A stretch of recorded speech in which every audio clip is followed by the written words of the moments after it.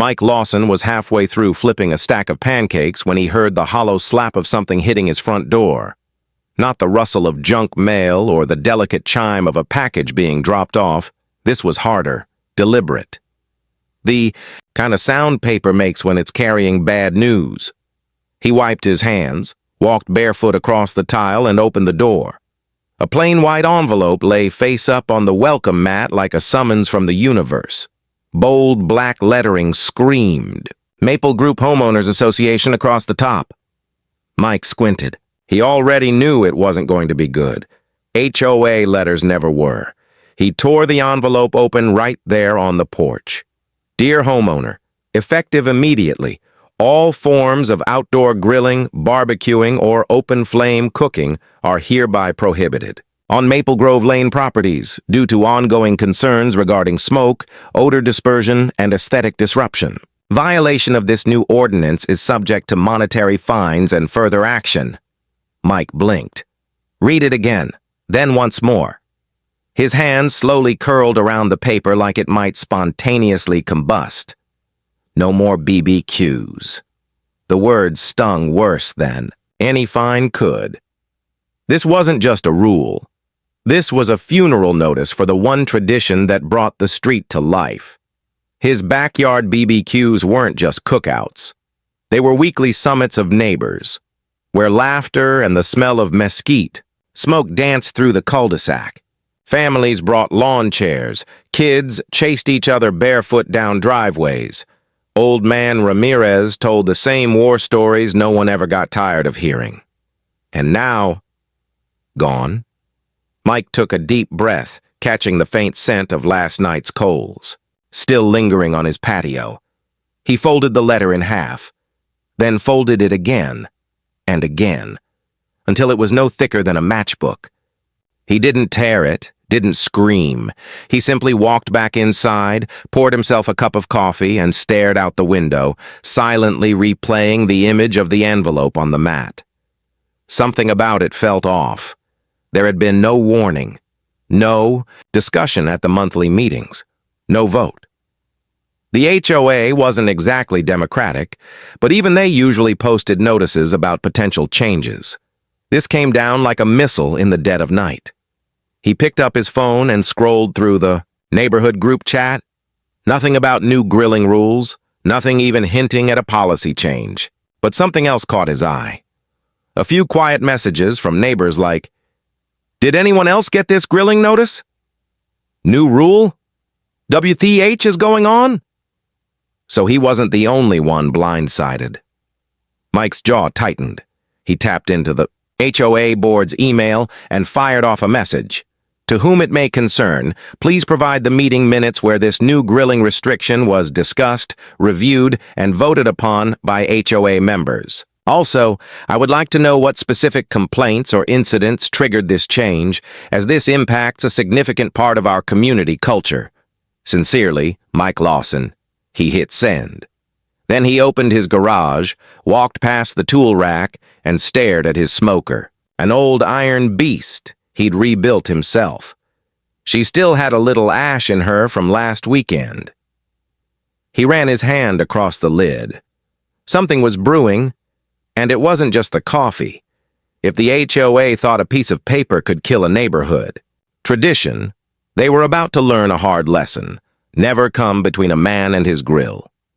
From the story, HOA tried to ban BBQs on my street.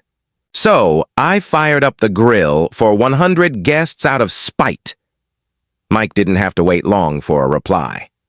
The next morning, a sharp ding from his inbox greeted him before the sun was even up. The subject line read, "Grilling restrictions. No minutes. Available." There were only 2 lines in the email. "Dear Mr. Lawson, this rule was enacted by executive decision per Section 8C of the Maple Grove HOA bylaws. No vote required, no signature, no explanation. Just cold authority."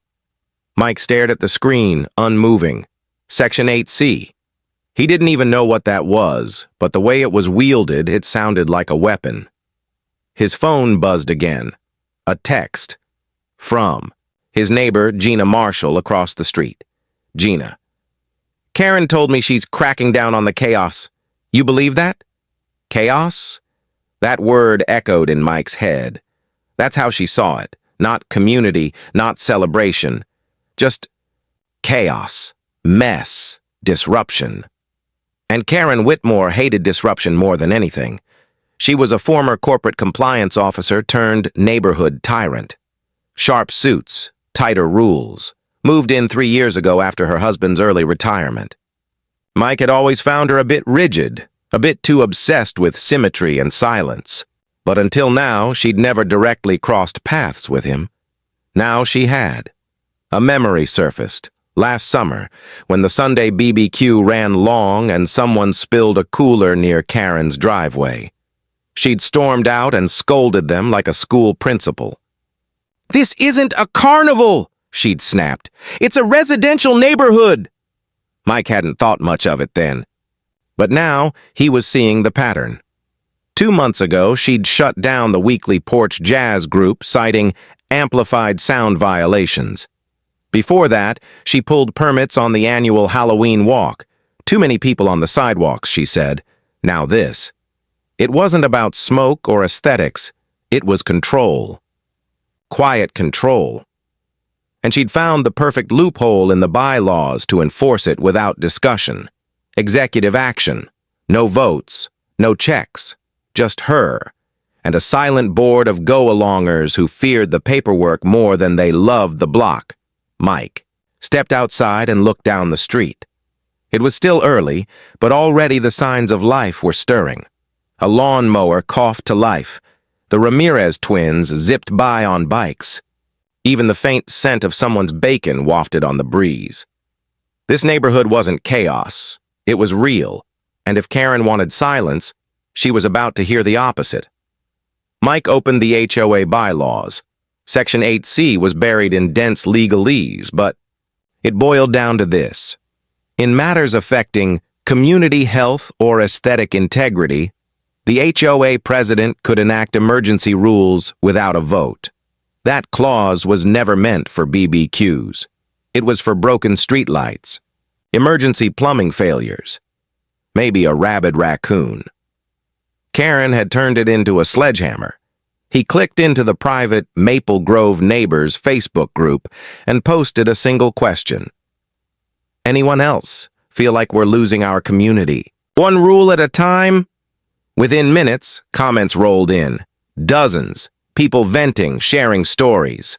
Not just about the BBQs, but about decorations, basketball hoops, even someone getting fined for wind chimes. And then, Mike spotted something chilling. A screenshot. An HOA email thread, one that hadn't been meant for public eyes. Karen, to the board. If we eliminate the BBQs, we eliminate gatherings. If we eliminate gatherings, we eliminate noise and complaints. They'll fall in line eventually. They always do. Mike leaned back in his chair. There it was. This wasn't a rule. It was a quiet war, and Karen was winning it. Until now, because Mike had just decided if she wanted war, he'd bring fire. From the story, HOA tried to ban BBQs on my street, so I fired up the grill for 100 guests out of spite. Mike Lawson didn't sleep that night.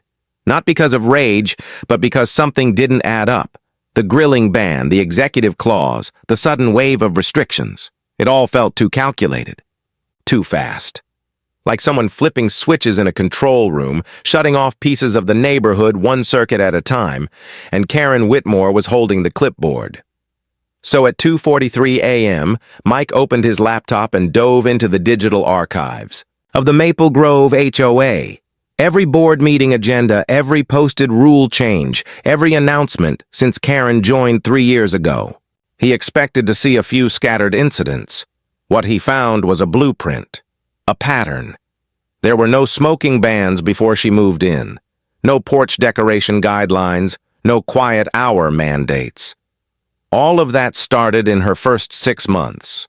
Quietly, implemented, never discussed in open meetings. Even more disturbing, Most of the board meetings had no public minutes attached, just agenda titles like Visual Uniformity Review, Occupancy Activity Mitigation, Seasonal Disruption Planning, Corporate Speak for Neighborhood Sterilization. Karen hadn't joined the HOA to help manage Maple Grove. She'd joined to reshape it, to make it clean, quiet, and completely under her thumb. A utopia of silence and surveillance. Mike closed the documents and sat back. She wasn't killing BBQs because she hated smoke. She was killing them because she hated connection. She was afraid of what happened when neighbors got too close, when people talked, when ideas spread. Because that's when people started questioning authority, and Karen needed control like the rest of them needed oxygen. A faint clink drew his attention. Ice shifting in the bottom of his forgotten glass of sweet tea. He picked it up, took a sip, and stared out the window into the dark. He wasn't alone in this. Over the last 24 hours, Mike had gotten nearly 40 private messages, residents who were just as fed up.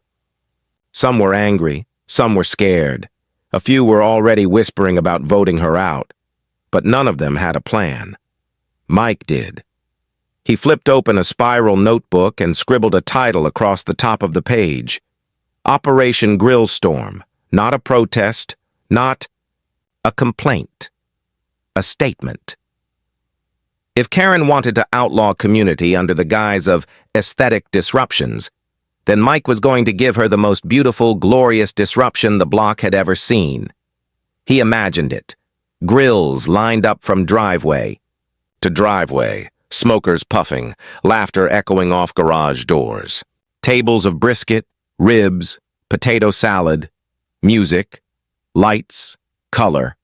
A full-on festival of fire and friendship. He'd call it a neighborhood food share. Nothing commercial, nothing ticketed. Just a few friends sharing meals. Nothing illegal, nothing technically against the bylaws. Yet, he tapped into the neighborhood group chat and posted a vague message. Who's up for a little backyard spirit next Saturday? Casual, friendly, BYO grill. Message me if you're interested. Within 30 minutes, he had 12 replies.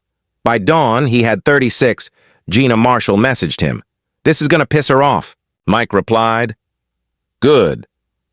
He leaned back, grinning, as the plan started to take shape. He didn't need to fight Karen in meetings or paperwork. He just needed to remind people what community felt like.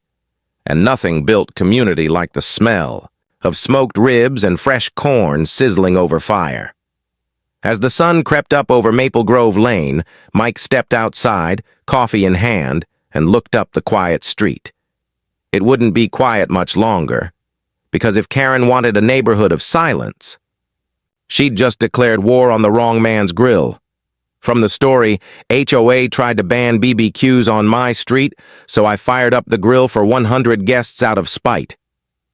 By Tuesday afternoon, Operation Grill Storm had evolved from a simple idea to a movement with a pulse. It started with hushed conversations at mailboxes, under the guise of walking dogs or checking sprinklers. Then came the text threads, fragmented on purpose so Karen couldn't track them. No one used the neighborhood group anymore, too public, too risky. Instead, Mike created a private WhatsApp thread called Book Club. There were no books, just fire. Inside, the chatter was electric. I've got 2 Weber kettles ready to roll. Borrowed a generator. We can string lights down the cul-de-sac. Making my grandma's baked mac. Guaranteed to start a riot. By Thursday, the secret guest count had crossed 70. But the real danger wasn't whether Karen would find out. It was how soon and how hard she'd retaliate. Mike had learned enough to know she operated like a snake, quiet, patient, lethal. She didn't fight in the open. She waited, listened, then struck with paperwork, citations, and emergency, rule enactments. So secrecy was vital.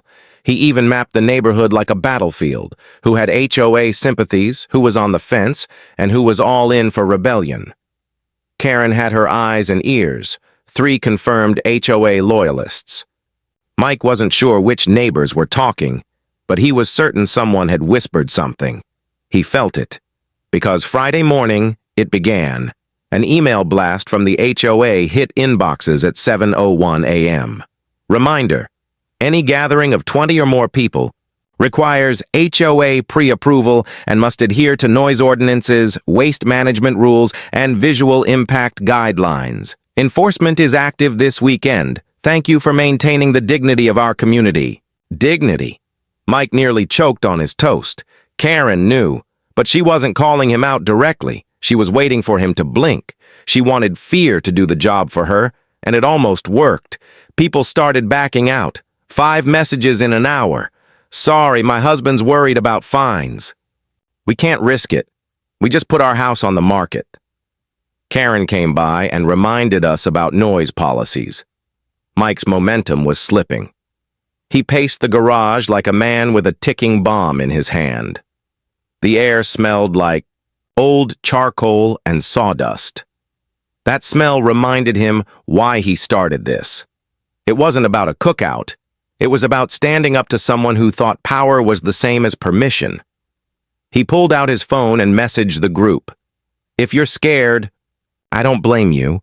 But if you're angry, if you feel like something's been taken from you, then show up. 1 grill, 1 plate. That's all it takes. He hit send, silence, then slowly. Hearts, thumbs up, fire emojis. Gina texted directly, I'm bringing the hot dogs, and a speaker. Later that night, he drove 3 towns over and picked up a banner from a local print shop. He didn't post about it, didn't tell anyone. The banner read, Welcome to the Free Flame Festival. When he got home, he folded it carefully, tucked it under his grill cover, and turned off the porch light. The streets of Maple Grove were still and silent. But beneath that silence, something new was rising. Not just smoke, not just meat, resistance. And if Karen thought a single email was going to smother it, she clearly hadn't seen what happened when you throw gasoline on a fire already burning. From the story, HOA tried to ban BBQs on my street, so I fired up the grill for 100 guests out of spite. Saturday morning arrived like a powder keg with a fuse already lit. By 8 a.m., Mike was out front dragging 2 enormous coolers across his driveway. One filled with marinated ribs, the other packed with soda and bottled water. The sun was just peeking over the rooftops of Maple Grove Lane, and already there was a nervous energy in the air, like the calm before a parade or a riot. Gina showed up 15 minutes later with folding tables, 2 chairs, and a Bluetooth speaker blasting Leonard Skynerd. No hesitation. Just defiance and potato salad. Let's light this fire, she grinned. By 10 a.m., grills began to appear like mushrooms after rain. Smokers on wheels, propane setups, foldable hibachis, even a vintage cast-iron barrel grill that hadn't seen daylight in years. Everyone pretended it was a coincidence, just neighbors working on their own property. But they all knew this was no coincidence. It was a counter-strike. Mike had planned it down to the minute. From 11 a.m. to 4 p.m., every single driveway on the east side of Maple Grove would host a cooking station. Everyone would bring their own food, utensils, and trash bags. No permits required, no communal trash overflow, no events. By definition. And the pièce de résistance? Mike's banner. At exactly 11 a.m., he climbed a ladder and zip-tied the white canvas across the street between 2 old oak trees. Welcome to the Free Flame Festival. The crowd erupted in cheers. That's when Karen showed up. She didn't walk.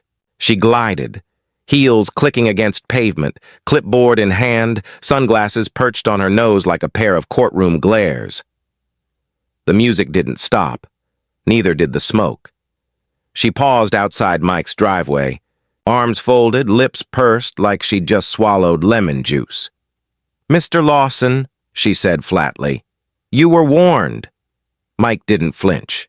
He was standing behind his grill, flipping burgers like a man who owned the sidewalk. We're not hosting an event, he said calmly. Everyone's on their own property. Private cooking, individual meals. Karen's eye twitched. This is coordinated. This is lunch. She narrowed her gaze, scanning the crowd. More than 80 people now, laughing, eating, talking. Kids darting between folding chairs, chasing bubbles. The kind of neighborhood Karen had worked so hard to bury under rules and silence. I will be reporting this to the board, she said. Already done, Mike said, flipping another burger. I sent them pictures. Wanted to show off the aesthetic integrity we're maintaining. Look how happy everyone looks. Karen's jaw clenched.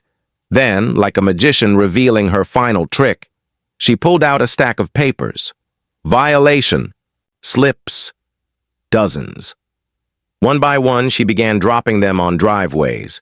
Noise complaints, smoke violations, improper use of propane near public sidewalks, trash visibility, unauthorized signage. Neighbors watched in disbelief as she moved from house to house, delivering citations like Christmas cards from hell. Gina stepped up. You're seriously fining people for making hot dogs? Karen didn't even blink. Rules are rules. I warned everyone. Mike stepped forward, wiping his hands on a towel. Actually, he said, pulling out his own stack of papers, I printed the bylaws. Turns out Section 8C doesn't cover private individual cooking on personal property unless it's causing structural damage. Know what is a violation, though? Karen paused. What? Targeted harassment, selective enforcement, and unauthorized use of power to discourage free assembly. He handed her one single sheet, a formal motion to suspend her presidency, signed by 47 residents, well over the minimum required for a board vote. Karen's lips parted. No words came out. You were right, Mike said, flipping a sizzling steak. This isn't just a cookout. He looked around at the crowd, now gathering behind him like a small army. It's a revolution. From the story, HOA tried to ban BBQs on my street. So I fired up the grill for 100 guests out of spite. The afternoon sun was sinking low when Karen Whitmore retreated from the front lines of the Free Flame Festival, clutching her stack of violation slips like a shield. Her steely glare didn't waver. But there was a flicker, something like fear, hidden beneath the cold. Word spread fast. Within hours, the HOA sent a formal letter threatening hefty fines and possible liens on properties whose owners refused to comply. The message was clear. The rebellion had consequences, but instead of cowing the neighborhood, Karen's heavy hand only fanned the flames of defiance. Mike's phone buzzed non-stop with messages. They're sending inspectors. Karen is demanding we take down the banner. She wants to shut down the grills by tomorrow. Yet, as the night crept in, something unexpected happened. The banner, Mike's proud Free Flame Festival proclamation, fluttered in the light breeze, glowing softly under strings of Edison bulbs. It was the symbol of their stand. And it was gone. Not torn down. Not vandalized, just vanished. Mike's stomach dropped. Had Karen snuck back and taken it down, he called Gina. Banner's gone. No sign of it. No note. Weird. Maybe the wind? Gina replied, skeptical. Mike rushed outside, scanning the oak trees. Then he spotted it. A small folded piece of paper pinned delicately to the tree trunk. He pulled it free and unfolded it slowly. The note was typed, but unsigned. Rules and bylaws may control our streets, but they cannot control our spirit. The flame you've sparked is too bright to be extinguished by fines or fear. Keep grilling, keep gathering, keep fighting. We stand with you. No signature, no indication of who left it, but the message hit harder than any citation. In the days that followed, the mysterious note became a beacon. People started posting their own messages of support anonymously. Neighbors who had been quiet before now shared stories of what the street meant to them. Pictures of past BBQs and calls for unity. Even some HOA board members, quiet and careful, reached out privately to Mike. I'm with you, said one. Karen's gone too far. We need balance, not oppression. Emboldened, Mike organized a follow-up gathering, a covert cookout on a weekday evening.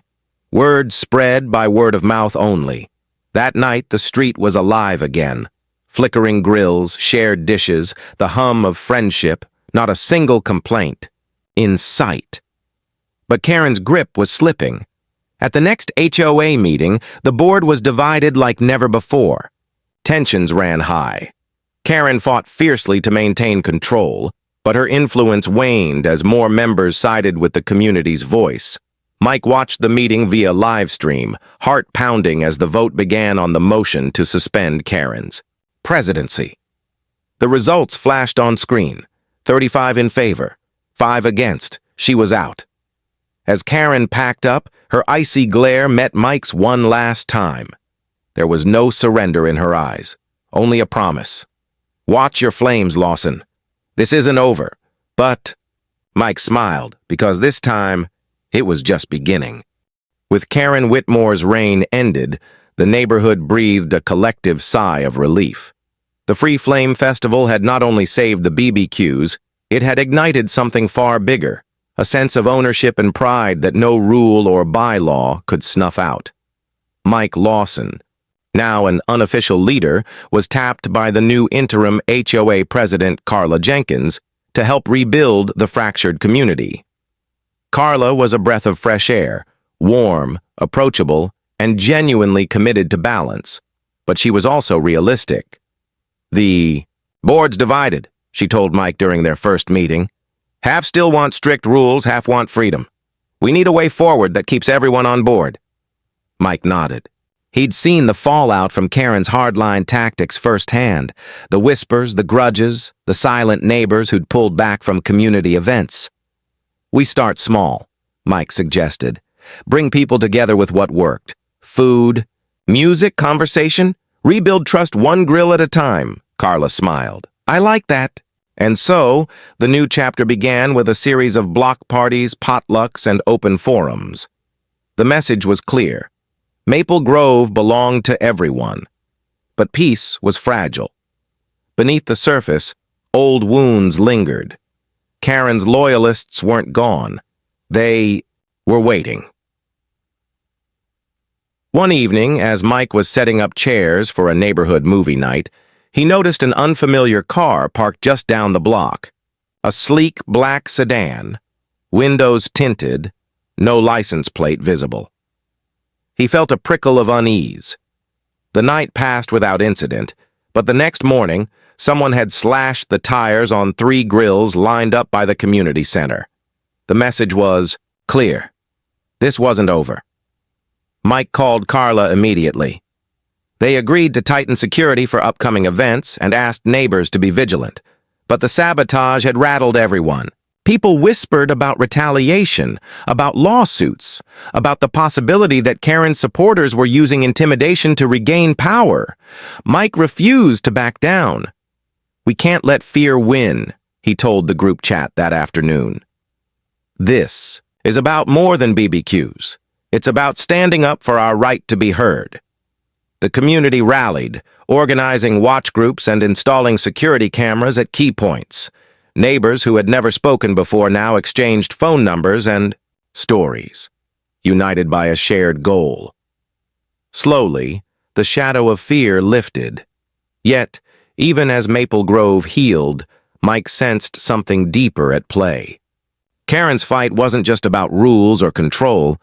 It was about power and identity, and the battle to define what their neighborhood could be was far from finished. One evening, as Mike closed up after another block party, Carla approached, him with a grave look. There's been a call from the HOA lawyer, she said. They're challenging the suspension vote, claiming procedural errors. Mike's stomach dropped. Looks like Karen's playing for keeps. He looked around at the happy families, the glowing grills, the laughter echoing into the night. This time, Mike wasn't just fighting for a cookout. He was fighting for the soul of Maple Grove. The tension in Maple Grove reached a boiling point. Mike sat in his living room, the glow from his laptop screen casting shadows on the walls. The HOA lawyer's letter lay open on the coffee table, a formal challenge to Karen Whitmore's suspension. The claim was procedural, that the board had not followed the correct voting protocol, rendering the suspension invalid. It was illegal. Minefield, and Mike knew it. This could drag on for months, Carla had warned him just hours earlier, her voice tight with worry. If Karen wins this, she could come back stronger than ever. But Mike wasn't ready to give up. He fired off an email to the neighborhood, rallying support and urging everyone to attend the upcoming HOA meeting, where the challenge would be debated. Attendance, he knew, would be key. The more neighbors who showed up, the harder it would be for Karen's allies to manipulate the process. When the day arrived, the community center was packed. The air buzzed with anticipation, the smell of fresh burgers and grilled vegetables from a pre-meeting cookout wafting through the hall. Mike spotted familiar faces, new friends and old skeptics alike, coming together. The power of the free. Flame Festival had transformed them from isolated residents into a united front. The meeting started tense. Karen, seated defiantly at the back, watched with a smug expression. Her lawyer spoke first, arguing the suspension vote was invalid. Then came Carla, who laid out the board's case for upholding the decision, citing the overwhelming community support and Karen's divisive tactics. When it was Mike's turn, he stepped to the podium, heart pounding. "This isn't just about bylaws or votes," he said, voice steady. "It's about what kind of neighborhood we want to live in, one ruled by fear and silence, or one where we can celebrate, connect, and live freely." His words resonated. The crowd murmured in agreement, some cheering softly. But just when Mike thought the tide had turned, the unexpected happened. A man in the back stood up, quiet, unassuming, holding a stack of papers. "I'm Tom Harris," he said, "former HOA president before Karen, and I have something to add." He revealed a secret. A series of emails and documents showing Karen had manipulated board members, intimidated neighbors, and even falsified meeting minutes to push her agenda. The bon. Room gasped. Tom's evidence was damning, enough to not only uphold the suspension, but to initiate a full investigation into Karen's conduct. Karen's face paled. Mike felt the weight lift from his shoulders. When the vote was called again, this time it was unanimous. Karen Whitmore was permanently removed from the HOA board. Cheers erupted. People hugged, laughed, and some even cried. Mike looked around at the community, faces alight with relief and hope. The Free Flame Festival had become more than just a cookout. It was a movement, a reclaiming of power by the people for the people. That night, as the street once again filled with the smell of barbecue and the sound of laughter, Mike raised a glass. "To freedom," he said, "to community, and to every grill that refuses to be silenced." But as the embers died down, Mike caught a glimpse of a shadow slipping away into the dark. Someone was watching. The fight for Maple Grove wasn't over. It was just beginning.